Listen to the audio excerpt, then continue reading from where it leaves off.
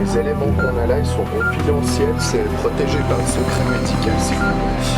Pourquoi est-ce que vous l'emmenez en fait? Bonsoir et bienvenue dans votre magazine Immersion. Nous vous emmenons ce soir aux côtés des ambulanciers et des médecins du SMUR, le service médical d'urgence. Malaise, accident, maladie, ils sont les premiers à venir à votre secours en cas d'urgence. Nous les avons suivis de jour comme de nuit. Reportage.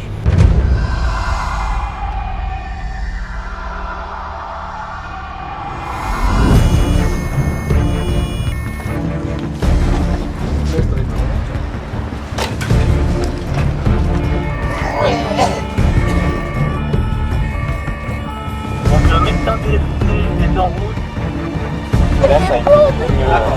Mais tu vas pas. C'est Lara et Eric qui font équipe ce jour-là. Lara, un jeune médecin, et Eric, un ambulancier confirmé, arrivé au SMUR depuis quelques mois. La centrale du 144 fait appel à eux. Une dame de 70 ans est peut-être victime d'une attaque cérébrale. Le SMUR doit vite intervenir. On fait ça, merci, ciao. Donc, deuxième échelon, suspicion d'AVC. Ouais.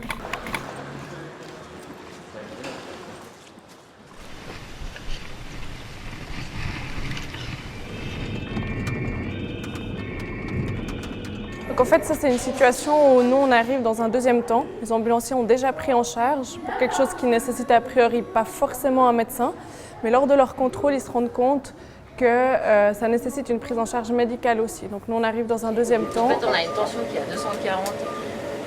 Les facteurs de risque chez madame, c'est le diabète, elle est insulino-dépendante et hypertensive. D'abord, les collègues me transmettent en fait ce qu'eux ont déjà fait, quelle est la situation, quel est le problème médical actuel. Et puis, à ce moment-là, moi, je dois évaluer si ça nécessite des traitements supplémentaires ou d'autres choses.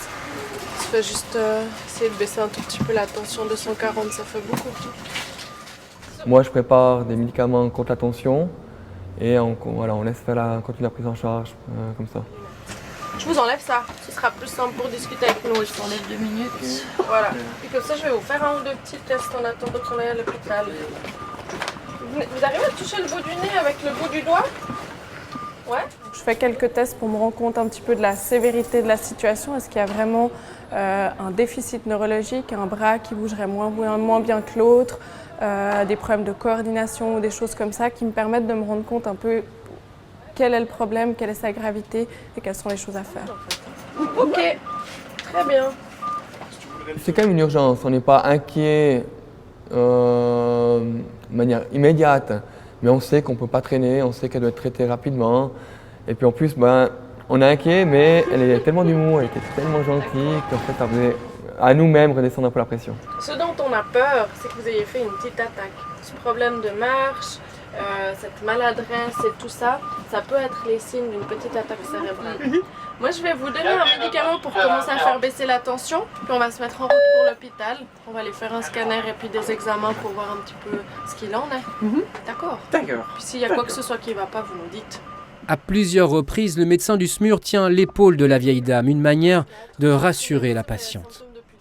Je me dis, ça doit pas être évident, un patient qui a des symptômes qu'il ne comprend pas, il ne sait pas ce qui lui arrive, il se retrouve en l'espace de quelques minutes, il passe de chez lui tranquillement installé à dans une ambulance avec des feux bleus, des sirènes à l'hôpital. Et je pense qu'inconsciemment, je me dis que ça doit être assez stressant et déstabilisant et c'est finalement un geste que je fais assez spontanément. Les ambulanciers enclenchent les feux bleus. Dans pareil cas, chaque minute compte. S'il y a quoi que ce soit qui change, vous le dites, hein. D'accord? D'accord. Vous parlez comme d'habitude ou c'est plus difficile pour parler? Vous avez de la peine à... Plus difficile. Ouais, c'est un peu la peine à articuler, j'ai l'impression, un tout petit peu. Arrivé aux urgences, le médecin du SMUR doit transmettre les informations de sa patiente à l'infirmière située au tri.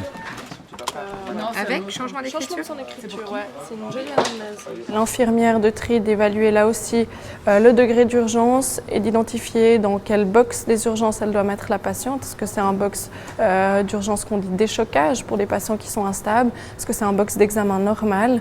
Et puis, est-ce qu'elle doit l'installer immédiatement ou est-ce que c'est un patient qui peut attendre en salle d'attente? De son côté, Eric rassure la dame. Ça a été bien été l'opération. L'opération, ça a bien été. Ouais, il faut s'imaginer, d'un coup, l'équipe se détache pour faire le rapport, puis elle se retrouve tout seul dans les couloirs. Donc, ça peut être stressant, perturbant. Donc, moi, je reste avec parce qu'on fait partie de l'équipe qu'elle a vue. Avant de la transmettre dans un box aux infirmières qui vont très bien faire leur travail par la suite, voilà, on ne va quand même pas casser ce lien, puis je reste avec elle pour discuter et plaisanter ce moment-là. Eric et Lara accompagnent leur patiente dans un box des urgences. Dernière mission du médecin du SMUR, transmettre toutes les informations récoltées depuis le début de la prise en charge. Cette dame, en fait, depuis dimanche, alors le matin, elle se réveille bien, puis en fait, en fin de matinée... Là, il y a une deuxième transmission plus détaillée qui se fait cette fois dans le box des urgences, une fois que la patiente est installée dans son lit, avec les infirmières et les médecins qui vont prendre en charge la patiente par la suite. C'est vraiment un passage de relais. Nouvel appel de la centrale 144. Un homme a fait un malaise à un arrêt de bus. On est appelé, on a très peu d'infos. C'est pour une personne âgée qui est assise à un arrêt de bus, qui aurait probablement un malaise cardiaque. Voilà, c'est assez succinct. C'est la personne elle-même qui a fait l'appel. Le SMUR découvre sur place un homme livide qui se tient la main sur le cœur. Bonjour, je suis médecin. Qu'est-ce qui vous arrive? Je sais pas, ça m'a fait un tourner la tête. Ouais. Après, j'ai envie de vomir et puis je suis tranquille. D'accord. Vous avez mal? Je m'en parle plus. Lara et Eric sont arrivés les premiers sur place. C'est une situation inhabituelle pour eux. Les ambulances sont géographiquement plus nombreuses, mieux réparties en fait dans la ville. Donc c'est sûr que la plupart du temps, 9 fois sur 10, l'ambulance arrive avant nous sur les lieux. Là, c'est assez particulier. En plus, on est dans la rue, on est à un arrêt de bus. Initialement, en arrivant, on ne savait même pas qui était le patient, où c'est que ça se passe, jusqu'à ce qu'on nous fasse signe et puis qu'on s'arrête. Et puis, effectivement, faut changer les repères habituels. Donc, on arrive en premier, on prend tous nos sacs, notre matériel, et puis on commence, nous, à essayer de comprendre l'histoire auprès du patient, à voir quelle est la plainte, quel est le problème, avant que nos collègues arrivent. Quelques secondes plus tard, les ambulanciers arrivent. Ils se mettent immédiatement au service du médecin du SMUR. Après, tout d'un coup, il a eu mal un peu là, en bas. Mais voilà, j'ai rien fait de plus, quoi. Ça me prend pas mal de temps sur cette intervention-là, concrètement, à me faire une idée de la situation. Monsieur, je vous pique, hein?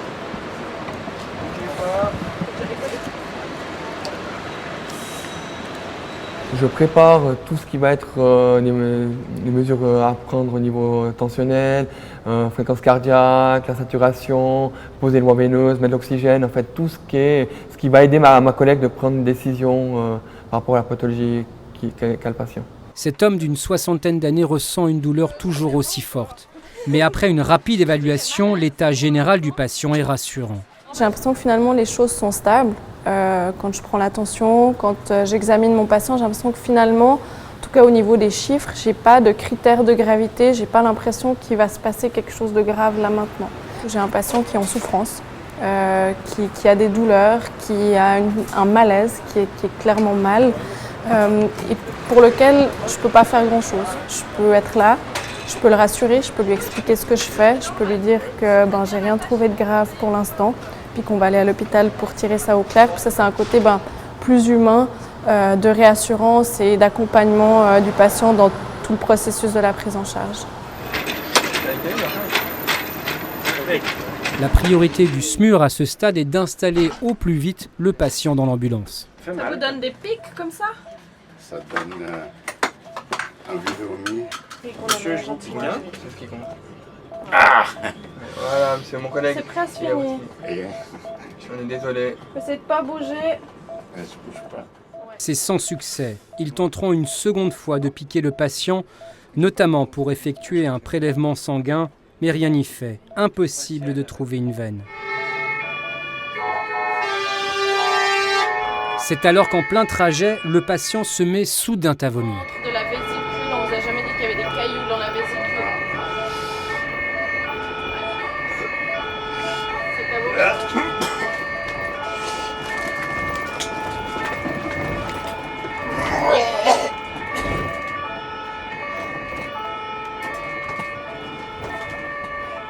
Allez-y, gardez bien. Voilà.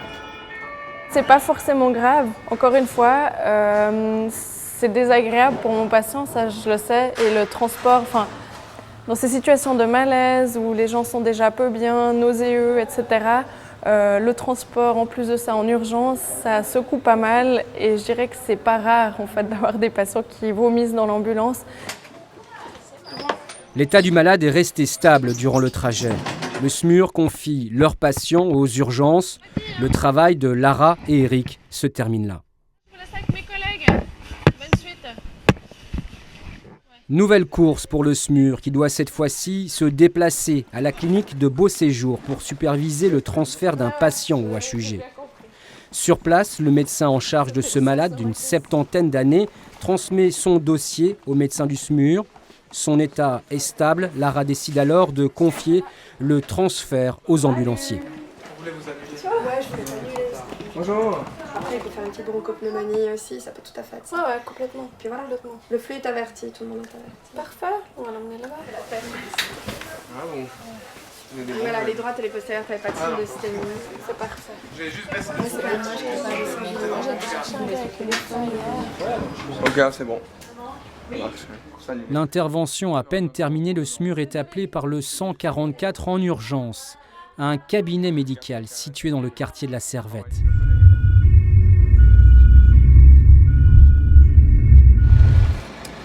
Ils sont déjà dedans, là. Sur place, une équipe d'ambulanciers a déjà pris en charge le patient afin de le transférer au plus vite au HUG. Au départ, cet homme de 54 ans était venu consulter son médecin pour un simple problème d'indigestion. Donc, ce médecin me dit assez clairement que c'est un patient qui est venu pour un problème de nausée et puis chez qui les examens font fortement suspecter, voire posent le diagnostic d'un infarctus du myocarde, donc une crise cardiaque. Non, c'est Martinez. Enchanté. Deux, trois explications parce qu'il ne sait pas trop où il va, il est un peu perdu. Excuse-moi. Moi, je me pose la question. Choqué, le patient ne comprend pas ce qui lui arrive et ce qu'il va devenir. Eric demande à Lara de le rassurer. Où on va, qu'est-ce qui se passe, qu'est-ce que je vais avoir, je vais être opéré. En fait, c'est plutôt ça qui changeait par rapport à d'autres fois. C'est que le patient, voilà, il a besoin de réponses. Et apparemment, ce qu'on lui a dit avant, ça ne suffisait pas. Là, je lui explique assez clairement, disons qu'on est obligé de mettre des mots assez clairs pour que les patients comprennent. On est toujours un petit peu embêté entre ne pas faire trop peur aux patients en utilisant des mots de type infarctus, attaque, crise cardiaque. Mais en même temps, il faut que les gens comprennent parce qu'il faut qu'ils nous disent s'ils vont moins bien, s'ils ont des nouveaux symptômes, etc. Donc c'est important que le message passe. Donc avec des mots précis à la fois, mais simples. C'est vrai que tout le monde ne comprend pas qu'est-ce que ça veut dire infarctus. C'est alors que le patient se confie à Lara. On me dit que j'ai fait un petit infarctus. Voilà. C'est ça. Et puis moi qui croyais avoir été intoxiqué par un kebab. Le médecin du SMUR explique au patient ce qui l'attend à l'hôpital. Oui, alors là, on arrive à la deuxième phase qui est d'aller à l'hôpital Cotonal, de discuter avec les cardiologues et puis, le cas échéant, probablement d'organiser une intervention qui s'appelle une coronarographie pour aller déboucher les artères si elles sont bouchées. La coronarographie, on passe soit par le bras, soit par le pli de laine. On remonte avec un petit cathéter dans les vaisseaux, puis on va regarder au niveau du cœur ce qui se passe. Et on endort quand même. On endort localement, c'est Localement, tout. Ouais, d'accord, localement ok. uniquement. Vous êtes réveillé, puis on vous explique au fur et à mesure ce qui se passe. Prenez soin de vous. Merci. Bonne suite. Merci beaucoup. Ça joue ? Au revoir. La situation est grave et urgente, mais cette fois-ci, le médecin du SMUR n'accompagnera pas son patient dans l'ambulance jusqu'à l'hôpital. À toutes. Mon évaluation me permet de dire qu'à ce moment-là, le patient est stable. Il n'a plus de douleur. Les symptômes qui étaient là plusieurs heures avant ont régressé avec les traitements qu'il a reçus à la permanence. Donc je peux le confier à mes collègues.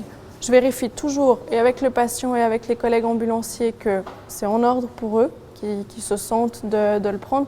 L'équipe du SMUR est à nouveau à la disposition de la centrale 144. Retour au HUG.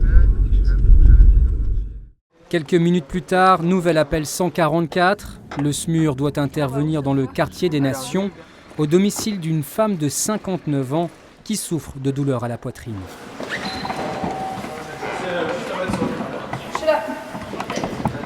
Bonjour. C'est une situation assez difficile où on a un mot-clé d'engagement qui est douleur dans la poitrine, où on arrive, on me raconte une histoire qui va effectivement un petit peu dans ce sens-là. Puis moi, je constate que ça ne correspond pas tout à fait à la situation. En tout cas, mon impression est que c'est finalement pas ça le problème. J'étais pas très bien depuis 2-3 jours, mais rien qui m'alarme. Je vous trouve un petit peu ralenti, comme si vous aviez de la peine à réagir et à réfléchir vite. Ouais.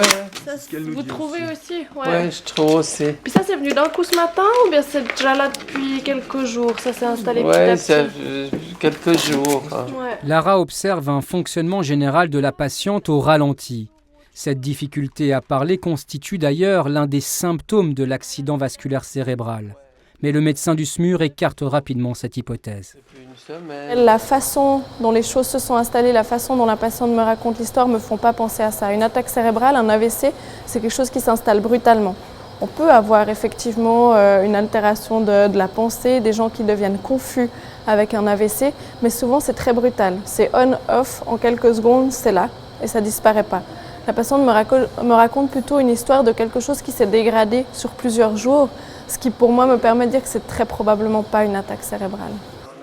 Cette dame explique au médecin qu'elle souffre notamment d'une cirrhose hépatique, une maladie du foie qui peut entraîner à un stade avancé des problèmes neurologiques. Fatigué, hein? Ouais.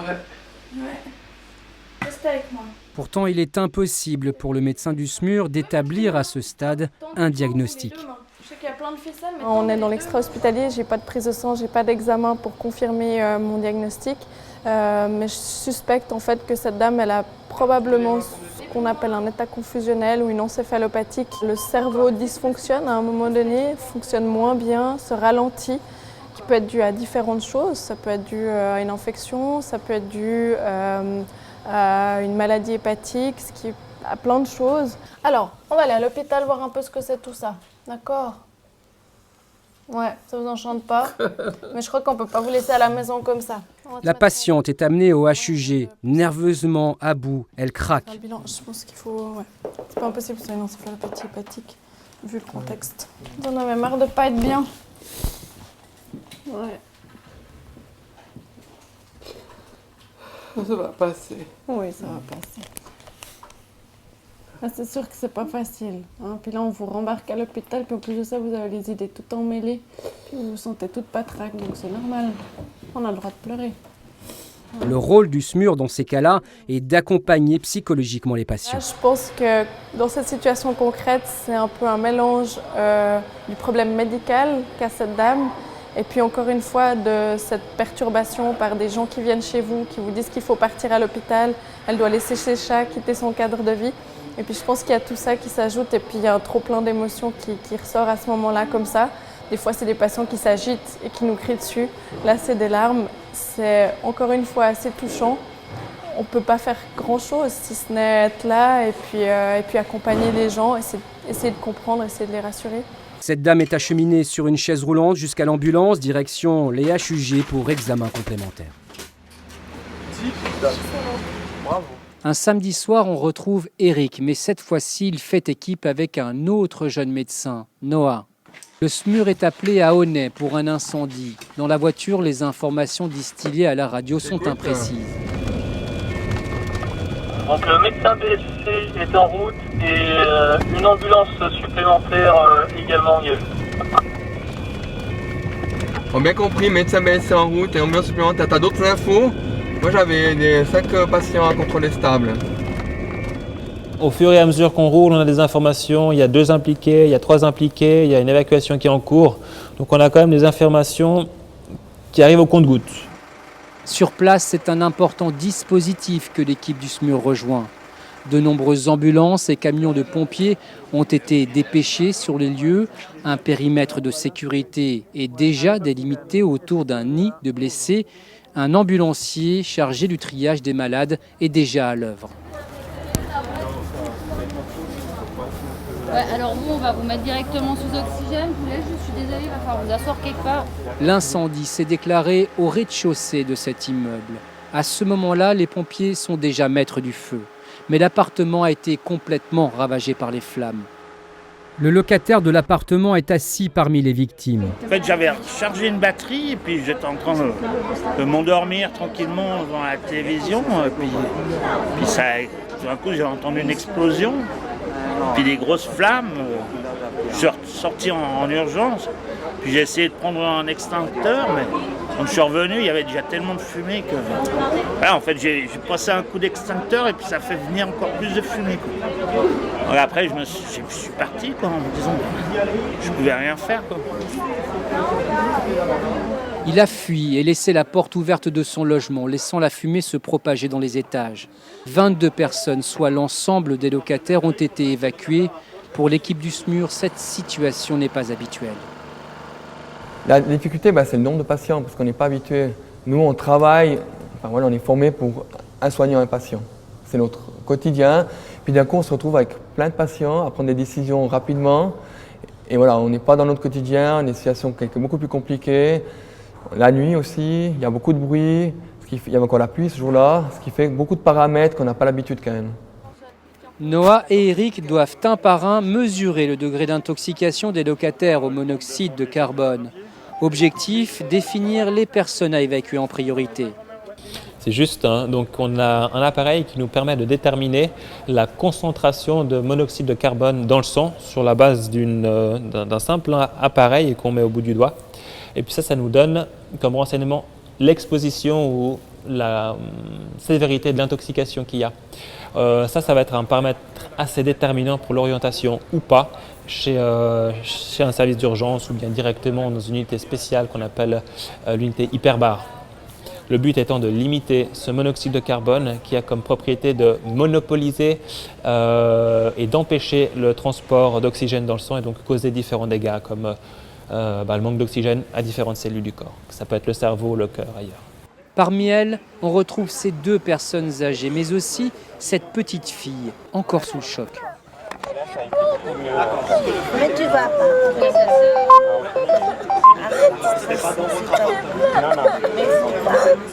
On est là avec toi. Ambulanciers et médecins tentent de la rassurer. Tu vas pas mourir. On est là. Donc ça va. Ma collègue lui dit mais non, tu vas pas mourir. Puis moi, en parallèle, j'essayais aussi d'attirer son attention puis de la calmer. Mais c'est assez poignant. Ouais. Ouais. Je ne suis pas beaucoup confronté à la population pédiatrique, aux enfants, et c'est toujours poignant. Simultanément, la salle de gym de l'école du quartier a été ouverte pour faire patienter les habitants évacués. Au final, 4 personnes intoxiquées par la fumée ont été acheminées à l'hôpital pour des contrôles.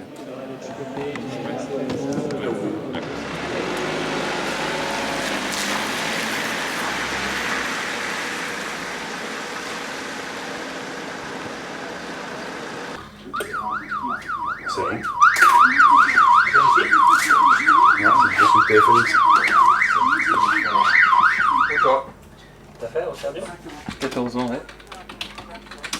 OH, ouais. C'est l'alarme du 144 qui résonne. À l'autre bout du fil, un ambulancier sur le terrain au Bachette-Peset demande conseil au médecin du SMUR. Il lui explique qu'il prête secours à un jeune de 14 ans, retrouvé complètement ivre par son père. Il est endormi à la limite du coma. Bon, c'est difficile à savoir. J'ai juste besoin encore de connaître sa fréquence respiratoire. Parce que s'il a une fréquence à 95 en PLS, il protège ses voies, ça va. J'ai reçu, moi, en fait, c'est un appel pour savoir s'il fallait que je me déplace pour protéger les voies respiratoires, c'est-à-dire une intubation avec tous les risques que ça implique, ou au contraire, les ambulanciers pouvaient rouler directement en pédiatrie. Le médecin du SMUR va prendre sa décision au téléphone en moins de 3 minutes. Pas d'intervention sur place pour le SMUR. Le jeune doit être ramené par les ambulanciers à la pédiatrie des HUG. C'est quand même assez une pression de gérer à distance un cas et de se dire ça va, mais finalement derrière ça travaille. Ouais, est-ce que vraiment on a bien fait? Là, l'avantage c'est qu'ils étaient tout à côté de la pédiatrie, donc ils ont pu être assez rapidement dans une structure hospitalière qui n'est pas les mêmes conditions que quand on est en dehors, dans la rue, avec les moyens qu'on a. 3 pour 1000 d'alcool dans le sang. L'adolescent a confié avoir bu une bouteille de vodka.